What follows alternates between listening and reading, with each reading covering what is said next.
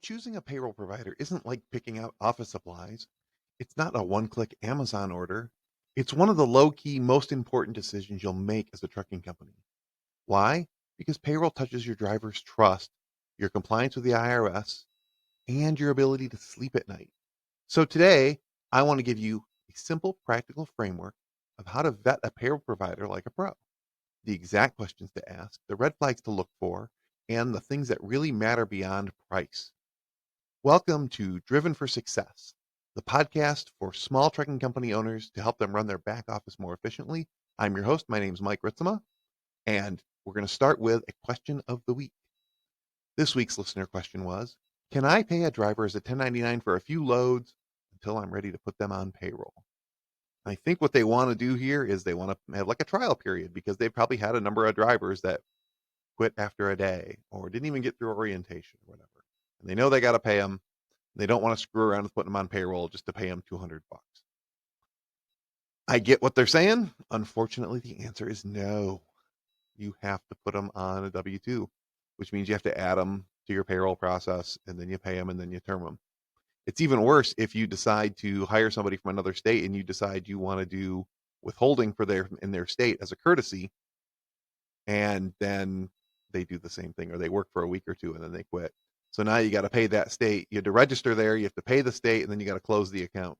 Kind of a pain in the butt, and it stinks.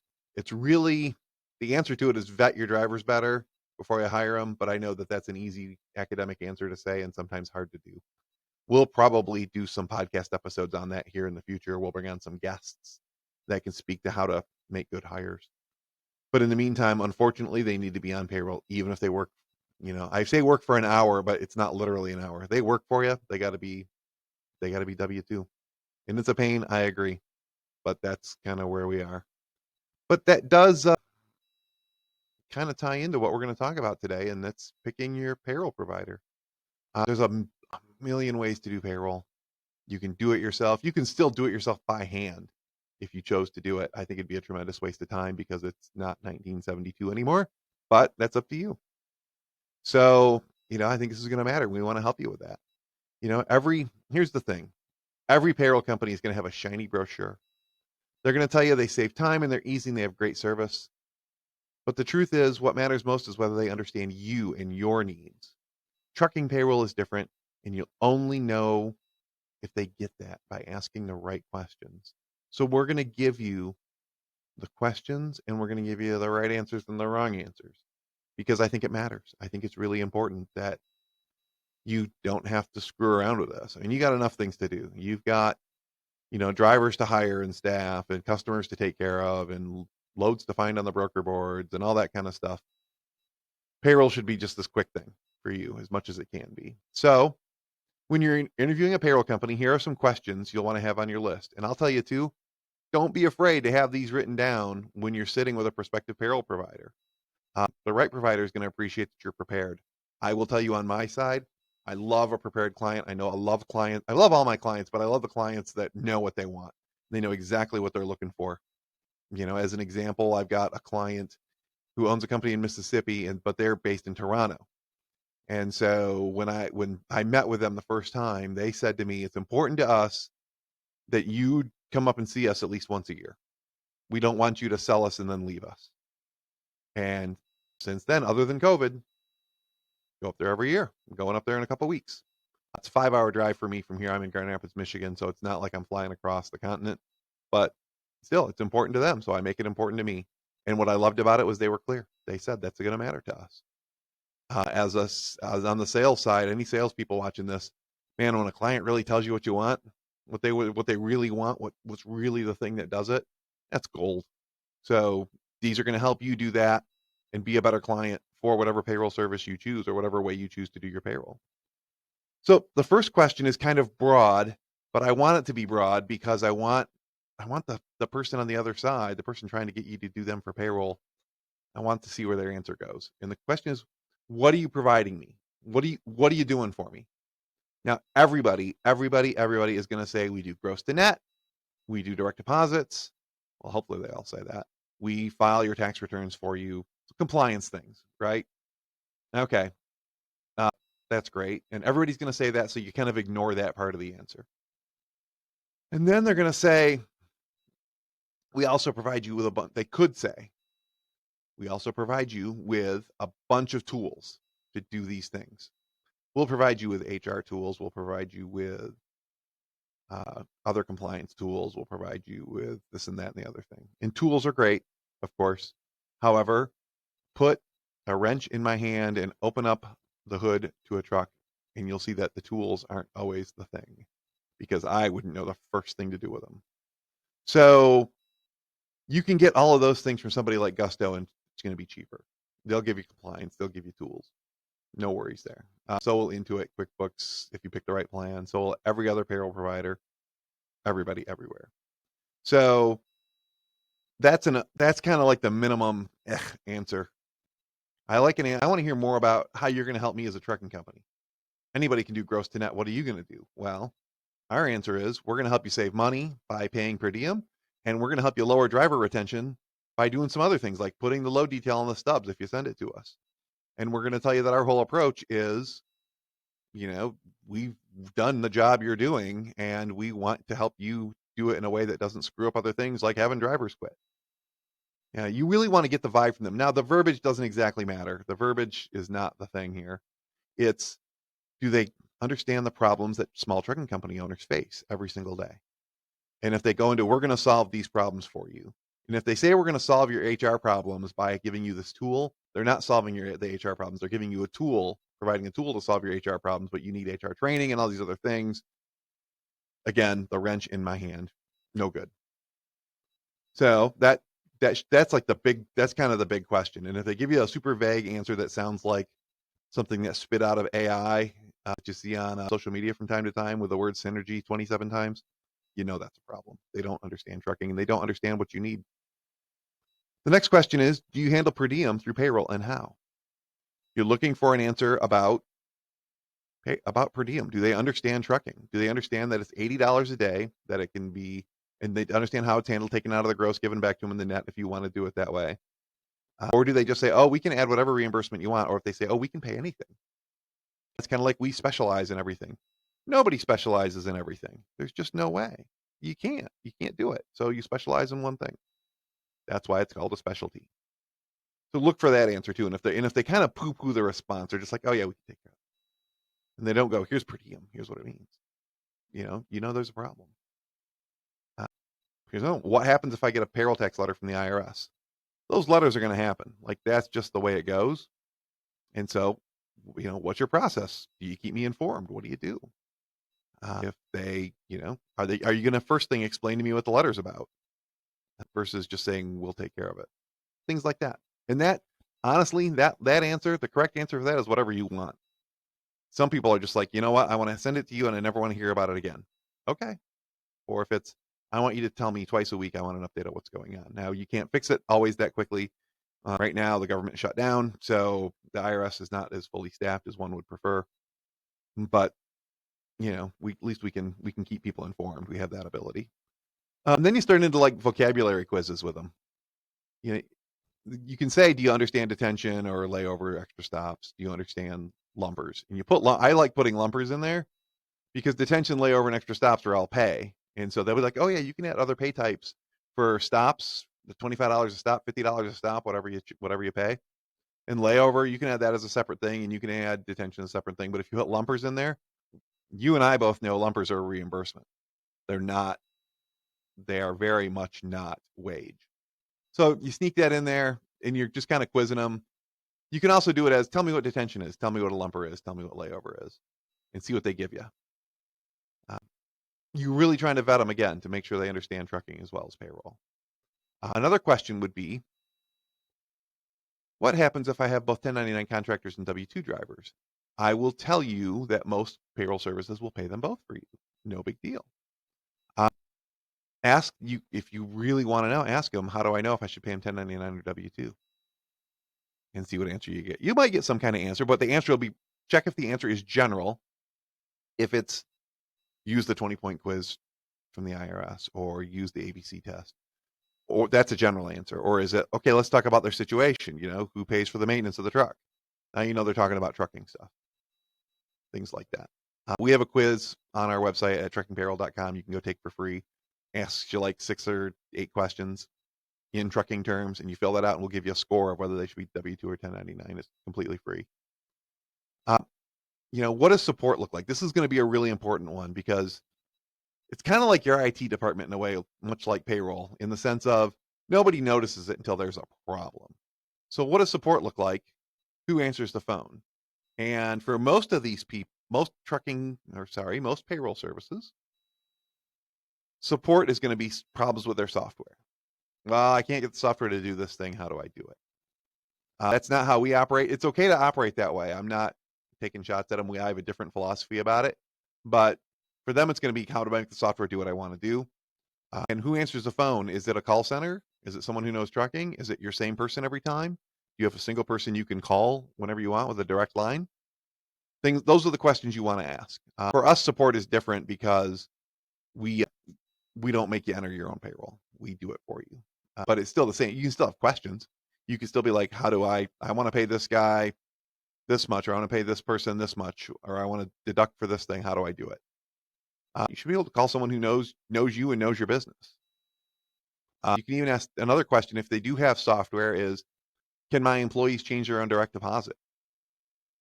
And it's a trick question because you're wanting to sell. If it's a salesperson, I know I've done this before. Like you want to sell features and you want to say yes to everything. Well, yeah, they can change their own direct deposit.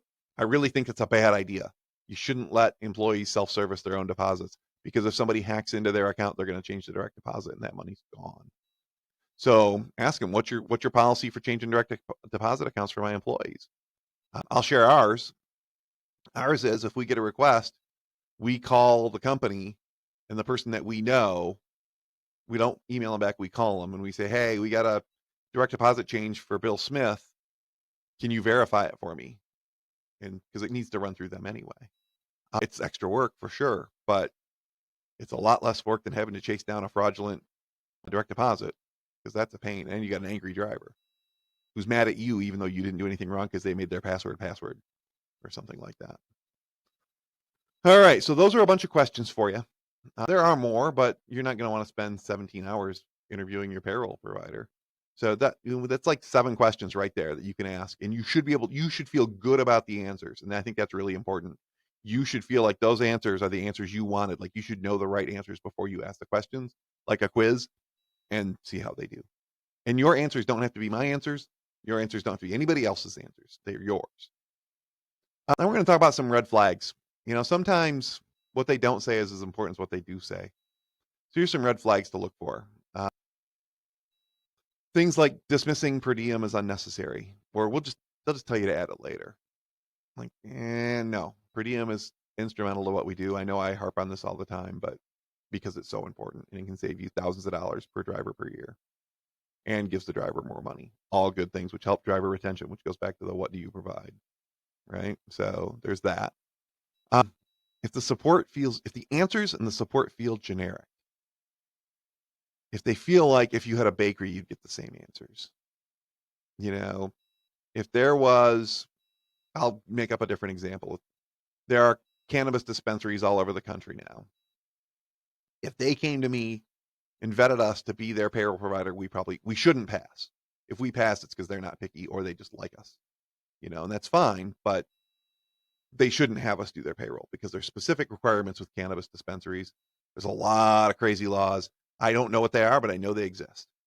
So there are cannabis payroll providers that you can find if you go look for them. And that's what those companies should do. We would not be a good fit for them. And you could turn all these questions around and turn them into cannabis questions or whatever. And we would fail that miserably. And we should, because that's not what we do. So you don't want something that feels generic, like it could be one size fits all. It's not one size fits all for trucking. Another thing is they recommend, if you're asking for recommendations from somebody, if they recommend QuickBooks or ADP and the reason is because everyone uses it, that's not a good reason. They recommend QuickBooks or ADP because they have specific reasons. Great, no worries. Again, if it's ADP, ask them if they're getting paid to make the recommendation. But if they're recommending QuickBooks, we talked about it in the last episode. QuickBooks does a lot of good things. I don't think it's great for trucking for payroll. I don't think it's great for trucking in general because of the way that some other things work with accruals. But, All right. But just if it's because that's what everybody does, that's not your goal, is to be what everybody does. You can do better. Another thing is if they talk price before they talk trucking. If a lot of times when you're meeting with somebody, and this again, this isn't just payroll providers, this is really anybody. Uh, they'll talk about the thing they know about, and they'll talk so they know about their price. But you really want to make sure they know about trucking. So if they're talking about price more than they're talking about trucking, they really probably don't know that much about trucking, and that's going to be so important to you. Again, like IT, it's going to matter. It's not going to matter every single second, every single day, but when it matters, it's really going to matter. And it's going to matter on things like paying per diem properly. It's going to matter on you have a driver from a different state, and what do you do to handle their taxes, things like that, because it's different than if you had an office person in another state that worked remote. So now we've got some things.